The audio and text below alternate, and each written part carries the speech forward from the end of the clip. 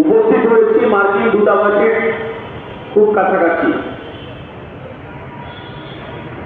আজকে সারা পৃথিবীতে তৃতীয় যুদ্ধের সম্মুখীন হতে চলেছি আমরা।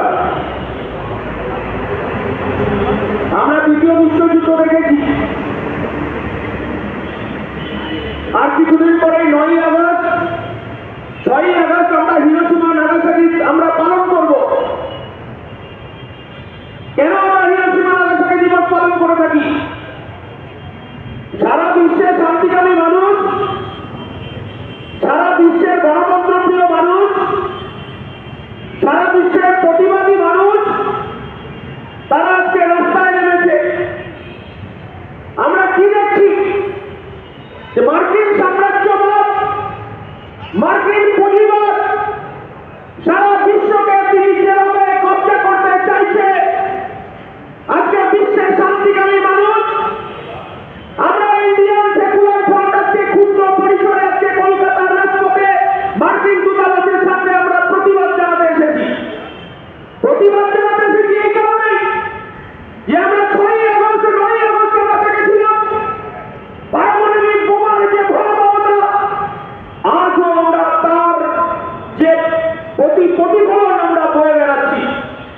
আমরা দেখেছি হিরোশিমা নাগাসাকি ধ্বংস হয়ে গেল, আজও সেখানে বিকলাঙ্গ শিশুর জন্ম হয়, আজও সেখানে মানুষ রোগগ্রস্ত, এখনো সেখানকার মানুষ অপুষ্টিজনিত ভোগে।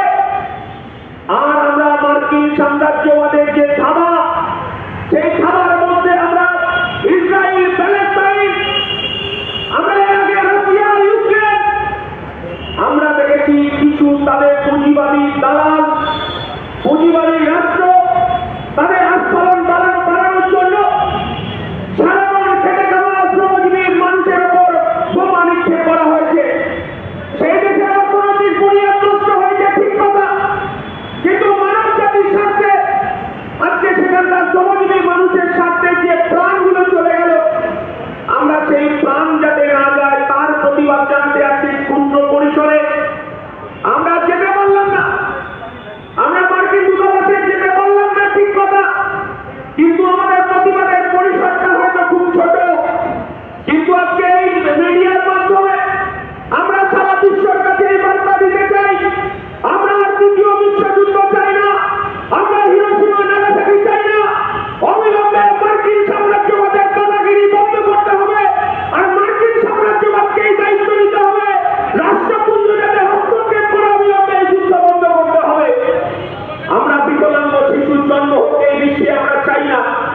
আমরা রোগগ্রস্ত অপুষ্টিজনিত মানুষ জন্মগ্রহণ করুক, বেঁচে থাকুক আমরা চাই না।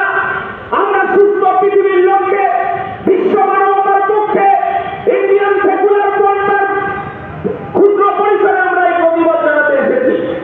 আমরা একবারও ভারত সরকারের কাছে এই আজকের পরিসর থেকে জানাতে চাই, আমাদের দেশের 56 ইঞ্চি প্রধানমন্ত্রী তার ইশারায় যদি ইউক্রেন আর রাশিয়ার যুদ্ধ বন্ধ হয়ে যায়, আমরা মিডিয়ার মাধ্যমে দেখেছি তার বক্তব্য, তাহলে বিশ্ব মানবতা ধ্বংসের পথে।